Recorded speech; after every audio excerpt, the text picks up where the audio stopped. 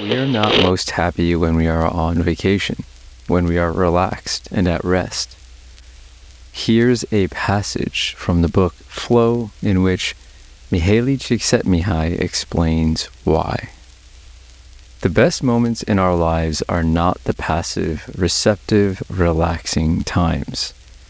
The best moments usually occur if a person's body or mind is stretched to its limits in a voluntary effort to accomplish something difficult and worthwhile. Optimal experience is thus something that we make happen.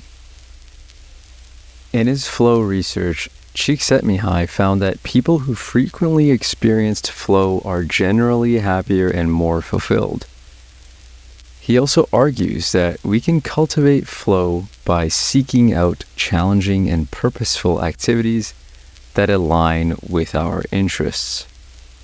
His insights show that by structuring our lives to create opportunities for flow, whether in work, hobbies, or relationships, we can live more fully.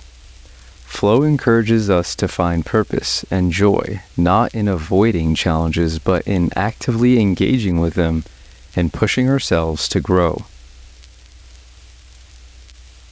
Have you heard this popular saying, "No one on their deathbed wishes they had worked more"? Unfortunately, this sentiment misses a critical nuance.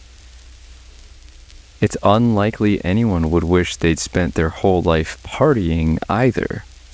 There's a balance that gets overlooked. Yes, I want to spend more time with family and friends, but that doesn't mean I want a life without purpose. Just look at the kids from wealthy families who struggle with depression. They don't have to build anything for themselves, so they have little to no sense of purpose. We can also look to the stories of lottery winners. Studies show that a year after their big win, most of them aren't any happier than before.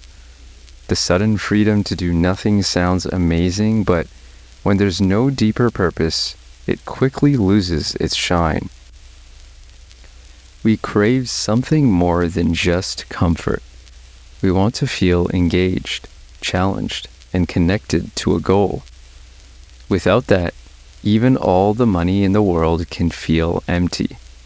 So while the idea of working less resonates, maybe it's less about escaping work and more about finding work that fulfills us.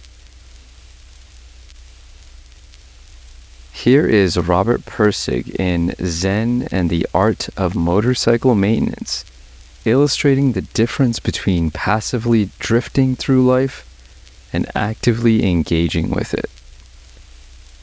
When vacationing on a motorcycle, you see things in a way that is completely different from any other. In a car, you're always in a compartment, and because you're used to it, you don't realize that through that car window, everything you see is just more TV. You're a passive observer, and it is all moving by you boringly in a frame. On a motorcycle, the frame is gone. You're completely in contact with it all. You're in the scene, not just watching it anymore, and the sense of presence is overwhelming. That concrete whizzing by 5 inches below your foot is the real thing. The same stuff you walk on. It's right there, so blurred you can't focus on it. Yet, you can put your foot down and touch it any time. The whole thing, the whole experience is never removed from immediate consciousness.